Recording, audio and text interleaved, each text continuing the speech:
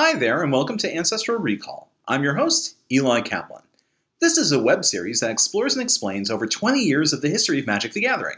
Today, we're going to take a close look at the last set of Onslaught block, Scourge. Why listen to my stories? Because my stories are best stories. Scourge is the final set of Onslaught block and was released in late spring 2003. Scourge had a couple of hooks to sell newer players. Scourge had some of the biggest goblins and elves and other members of your favorite tribes ever seen. Scourge had a mechanic that rewarded players for playing lots of spells in one big turn. That's fun! Scourge was the dragon set, giving players access to lots of one of the most popular creature types of Magic. Heck, it even let players transform into a dragon themselves! Story. When last we left Dominaria, the false god Corona was created through the unintentional Voltroning of a Chroma, Phage, and a cryptic witch named Zagorka, which I think is the name of some Bulgarian beer. The massive armies that were mustered to fight the Chroma turned sides, with almost all of Oteria under the sway of Corona's presence. Corona summons all her worshippers to her, but flinches in horror as they begin slaying each other in order to show how mighty they are for their new god. Who is better than myself to worship a Chroma? In fact, no one else is worthy, is what's going on in the worshippers' heads. Kamal heads back to reclaim the Mirari's power, and is about to slay Corona before he relents, recognizing that killing her would create 3 new deities under the sway of the Cabal. Corona figures out that she is a planeswalker and starts walking the plains. A number of highly controversial events occur, with Corona summoning forth the shades of Urza, Yawgmoth, and others, in an act which many Vorthos players have declared to be anti-canon. Corona purges herself of her tripartite nature, leaving herself the original form of Jessica, Kamal's sister. She eventually hooks up with Karn. No, not that way. But she meets up with Karn, who is also a planeswalker, and reveals that he himself made the Mirari, and they go on to live together on the new plane of Mirrodin. The novel is just plain horrible. The worst part of the book deals with these 2 reoccurring comedy characters, Sash and Waistcoat, who bumble around doing virtually nothing. These clay Ixidor spawn are like the bulk and skull of Onslaught block, doing nothing. Happily, these characters didn't get a card. I don't think they deserve them. I hate being spiteful and negative, but if there's one thing I can say to newer Magic fans, it's this. Don't read books by J. Robert King. They're lengthy, flowery stories of preposterous heroes cutting down armies in melodramatic emo wrath, coupled with insipid dialogue. In terms of the story seen on the cards, the power of the Mirari is further warping Oteria, this time focusing on its armies. Soldiers warp into sharp, jagged, sentient suits of armor, bristling with blades and knives to the teeth. Clerics become infused with the energy of the divine, channeling mana to destroy their enemies. Wizards melded into aquatic or just plain incorporeal energy entities, kind of like some versions of the Singularity. Beasts got bigger. Goblins got more feral, and elves started fusing with the forest themselves. Zombies transformed into even more inhuman, hideous monsters, melding multiple corpses together. Ugh.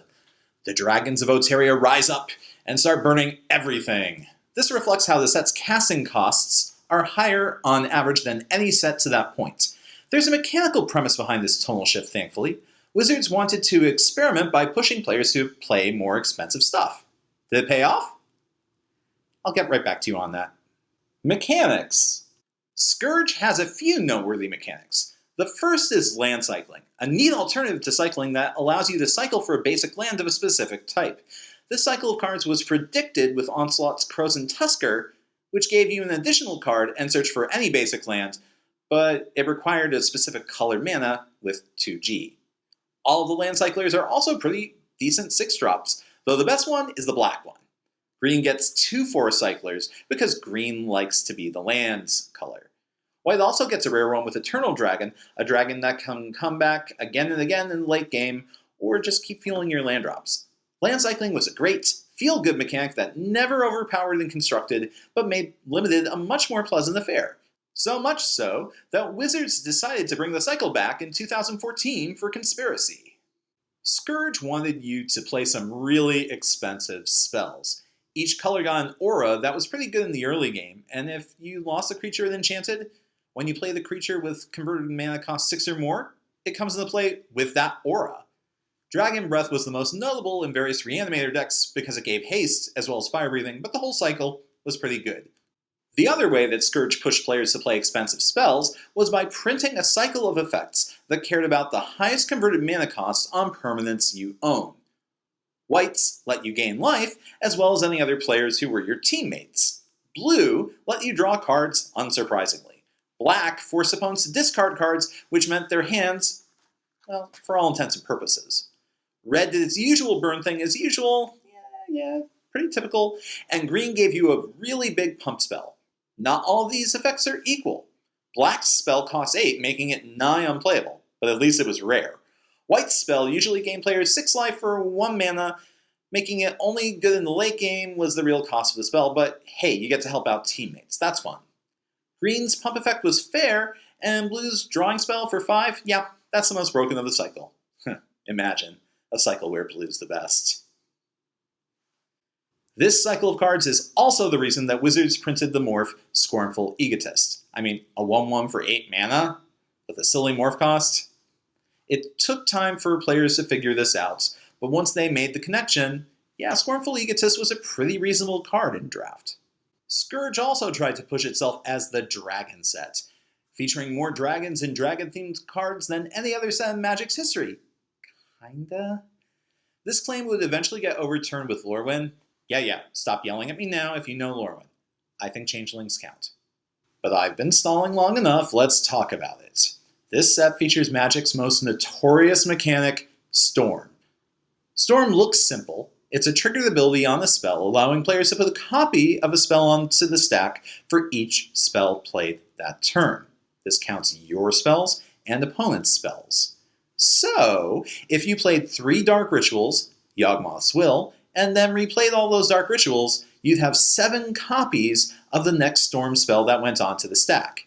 If your opponent brainstormed in response to any of them, that would give you another Storm copy. The only real way to deal with Storm copy spells is to counter the original spell's triggered ability producing the copies with cards like Stifle or Void Slime, or to end the turn altogether with Time Stop. That'll do. Or you could play a counter spell with Storm, such as Flusterstorm or Hindering Touch. While Time Spiral Block gave us the most dominant Storm deck in Standard, there were a lot of potent Storm finishers in Scourge. Blue's Brain Freeze could hit players by making them mill 20 or more cards in a turn. Dragonstorm and Red spat out large numbers of fatties, though we'd have to wait for Time Spiral to turn this into an insta-kill. Tendrils of Agony was immediately added into Vintage decks as a combo piece of choice.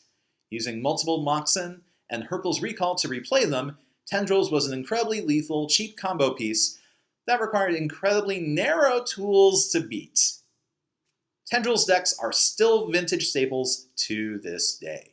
By the way, I must confess I don't like Vintage all that much. I like interactivity in games, and the haymaker nature of the format coupled with insane acceleration turns me off. Since we're on the subject of Storm, I gotta tell you, not all the best Storm spells are in this set. Yeah, Dragonstorm's in this set, but the card that allowed it to win the game instantaneously, Bogger than Hellkite, was in Time Spiral. This combination allowed Makihito Mihara to win the 2006 World Championship. Time Spiral also had 2 other powerful combo components, Empty the Warrens and Grapeshot, as potent finishers. But let it be said that not all Storm spells are powerful. Temporal Fissure, for example, had a very high initial investment, and this is too demanding for it to work in Limited. With abilities imprints like Undo for 3 mana, bouncing 2 creatures, you want flexibility, and Temporal Fissure is not flexible. Wing Shards was a powerful spell that wrecked attacks, but as an instant, the only player who usually contributed to the Storm count was your opponent. This worked well in Limited, but in Constructed, it never amounted to much. Scourge offered an uncommon cycle of Lords for most creature types. While Wizards, Clerics, and Elves missed out, Beasts, Zombies, Goblins, and Soldiers thrived. Even Dragons got a sort of Lord, with Dragon Speaker Shaman. These Lords made other creatures of the appropriate type cheaper and tougher, usually. Goblin Warchief didn't pump his team stats, but did give them haste, which for Goblins is almost as good. Now, this was the first uncommon Lord cycle in Magic, and better yet, they had the appropriate creature type on them.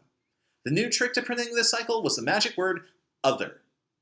This change made Lords much more comfortable in terms of flavor. Never again would you run into Lords of Atlantis with the creature type Lord of Atlantis. There's another powerful cycle we need to mention, the Decrees.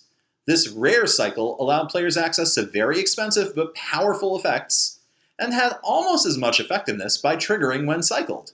The cycling cost was also incredibly expensive, but gave players a powerful effect as well. Now, each decree had Corona's shadow looming somewhere. Wizards used this visual gag later on with Cruel Ultimatum in Shards of Alara, hinting at Nicole Bolas's manipulation. Hey, let's open up a pack, huh? Since we're talking about Scourge today, hey, let's open a pack of Scourge and see what we get. Hoping to get something awesome. And of course, we'll look at it and tell you what the first pick is in Limited, although, yeah, that doesn't happen. You don't start off with this. Okay, so we start off with Reaping the Graves. Yeah, Storm Ray's dead. Dragon Wings, it can give things flying, which is actually pretty important. Woodcloaker, kind of mediocre morph card. Dragon Breath, yeah, so giving big things haste and then having them, after your guy dies, having this come back on big guys with haste, yeah, that's relevant. Wiped Clean, not great in block. Uncontrolled Infestation, lousy. Fierce Empath, well, this is actually a pretty strong card depending on what you open earlier. Yeah, it goes and gets you your best big fatty. We have a 1/1 flying protection from green for 2. Rock Jockey is awful, just unless you're stalling out at 3 mana. Aven Farseer.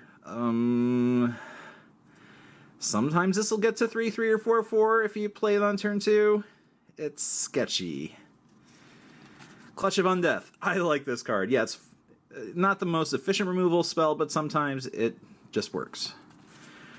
Riptide Survivor does not give you card advantage. I mean, barely gives you some card advantage, but yeah, I mean, it's an okay use of mana.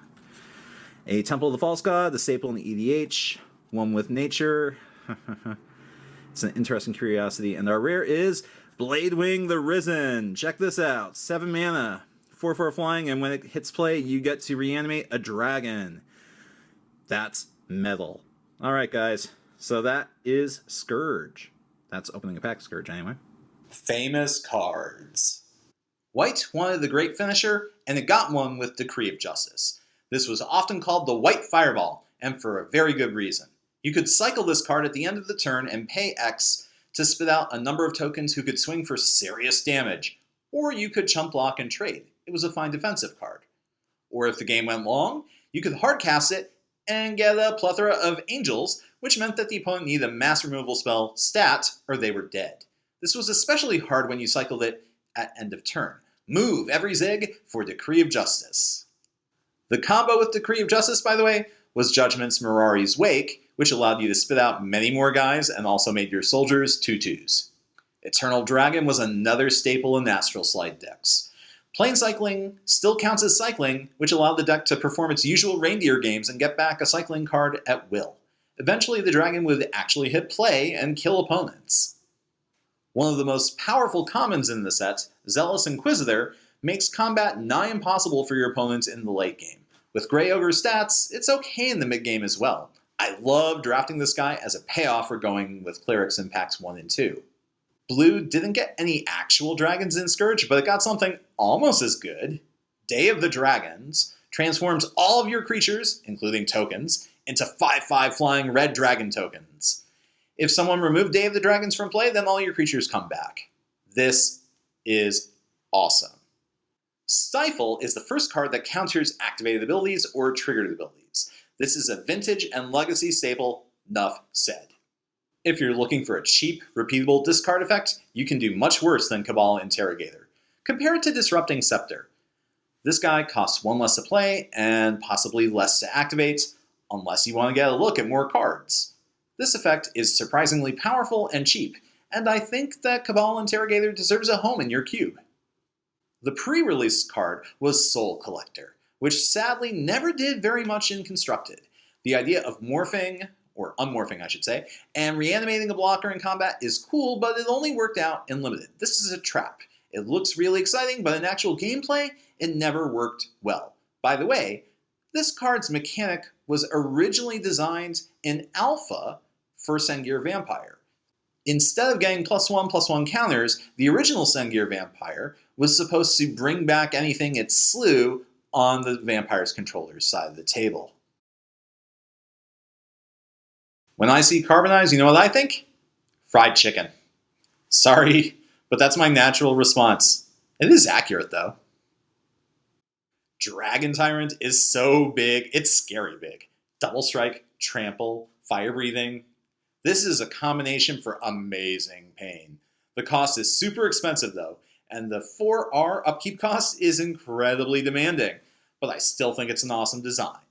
Dragon Mage is risky. The few times I got this guy out, I didn't want to give up the awesome cards in my hand, but the repeatable Wheel of Fortune effect is tons of fun for group games, and this deserves a home in your Chaos-themed deck.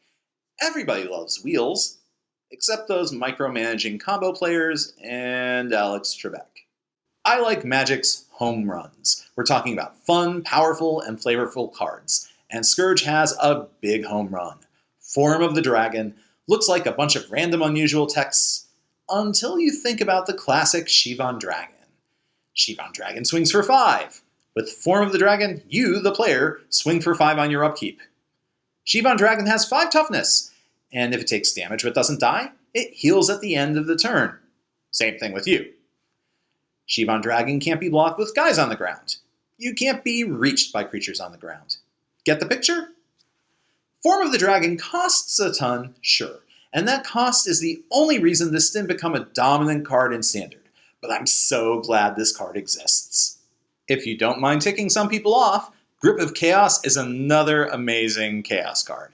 I love how Lightning Bolts might go to any creature, or player, when this is in play. It costs so much mana though, so if you're playing this in EDH, either people know what you're doing and will give you the time to set this up, or they're going to be vindictive jerks who keep the fun from ever happening.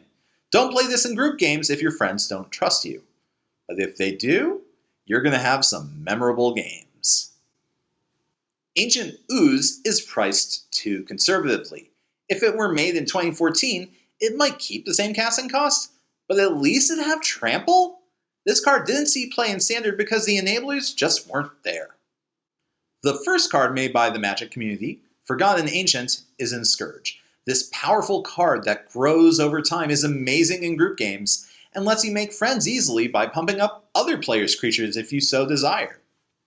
This card wins friends when you want, unlike Howling Mine. The other thing about Forgotten Ancient is that it doesn't help out combo players so much. I don't like combo in group games. Just saying. Xantid Swarm is a cool way to hose blue control decks, getting past counter magic, and it also has a record for most individual components of the creature depicted on the card. So weird. If you're going to reference Raiders of the Lost Ark, at least put the reference on a good card, Wizards? This has to have been a quick swap for a design that got killed. This card really disappointed me when I saw it. Wizards figured that they could hose the Astral Slide cycling decks with Stabilizer, a 2-mana artifact that shut down cycling of any type altogether. This hoser was far too narrow, though. The most popular casual card in the set was Bladewing the Risen, a zombie dragon. This is the undead form of Rorik's Bladewing from Onslaught. While its zombie status didn't get added for a few years, the ability to reanimate another dragon when this hit play made it a hit with Tinkering Reanimator Mages. If you've been drafting Minotaurs in Theros block, you may have tried out Rangemonger, a guy who reduces the colorless requirement for other Minotaurs. This ability is almost exactly like Edgewalker, who does the same thing for Clerics. This set had not one, but 2 Wooburg cards. The first one, Corona the False God, is lousy. You have to give her to your opponents every turn, giving everybody at a group game an overrun. Now, if you can lay out your opponent the single turn you play it, okay, Corona's fine, but she's going to put you in a world of hurt if they ever get another turn. Corona is also the first Wooburg creature that costs more than 5 mana. Sliver Overlord, on the other hand, is 5 kinds of awesome. Coming in at a beefy 7/7, this guy can search your library at will for a sliver and put it into your hand. If you can find a way to turn your opponent's creatures into slivers themselves, You can then steal their creatures at will. When Wizards reprinted Sliver Overlord in the Premium Deck Series Sliver deck, they also included Lorwyn's Amoeboid Changeling, which would allow such a scenario to happen. How thoughtful. The most notable EDH staple of Scourge is Temple of the False God.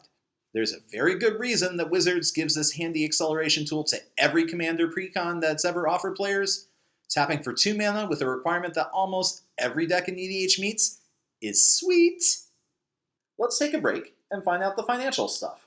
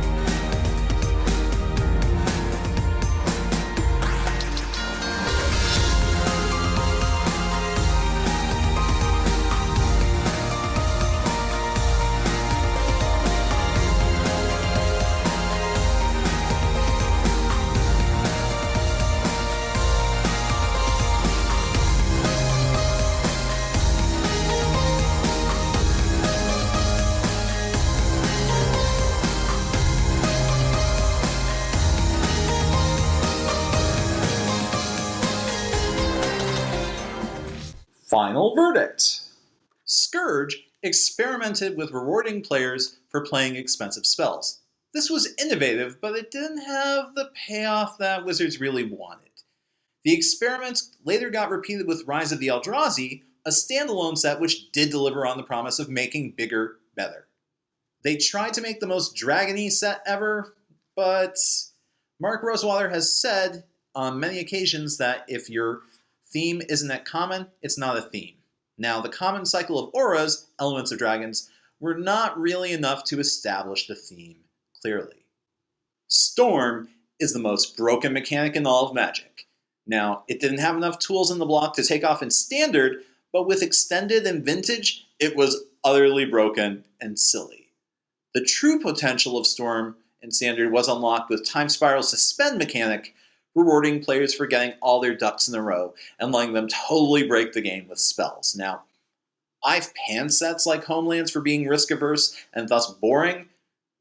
Storm is the opposite case. It was so good over time that I don't really know if it's well done.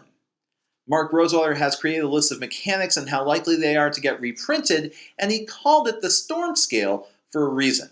Storm is either incredibly strong or weak sauce, with little room in between. So depending on whether or not you think Storm is a good or bad thing will make a huge shift as to what your personal final score of Scourge is. Now, I'm inclined to ding the set a point because I think Storm isn't healthy for the game, but because the mechanic had an impact on so many different formats, I'm willing to let that go. Just be clear, I don't like Storm. So our final verdict, Scourge gets a 6 out of 10, good. It doesn't give the tribes that much support. Its dragon theme didn't pay off in Standard or Block, but it was an enjoyable addition to Limited and shook up Standard significantly. There's some really cool designs in the set, and it made an entirely new kind of deck that wins in a turn viable. This is a worthy conclusion to Onslaught Block, and well worth your time. Looking back at the block on the whole, I think Onslaught Block had some good hooks, and for Limited, it was pretty damn fun. Morph and Storm definitely needed more exploration, which they got later in Time Spiral, and that was fine. The tribal cards contributed to Extended and Legacy, and tribal casual formats lean heavily on this set and block. But there were some bad rules interactions, and the push towards creature decks at the expense of spells didn't have a big enough payoff in terms of total fun, in my opinion. But many good blocks were on the way as Magic got its first facelift after this with 8th edition and Mirrodin. And so, another block's done. Next time on Ancestral Recall, we're going to start the granddaddy of them all, the big one. The set that started it all, Alpha, Beta, Unlimited. We're going to be spending a ton of time talking about this set. You think 50 minutes of Onslaught was a lot? Well, you ain't seen nothing yet. ABU is the most historic Magic set because it paved the ground for 20 years of the best damn game in the world. 2 parts? 3 parts? Try 7. I hope you guys are hyped, because I am. When I finish ABU, that's going to be the end of Season 1. Season 2 is going to move between Legacy sets and the Modern Era, starting with Mirrodin. If you enjoy this show, please hammer on that like button and subscribe if you haven't already. I'm really happy to read your feedback, which really improves the show, so leave a comment below and stay tuned. This is Eli Kaplan for Ancestral Recall, signing off. Good games and good luck.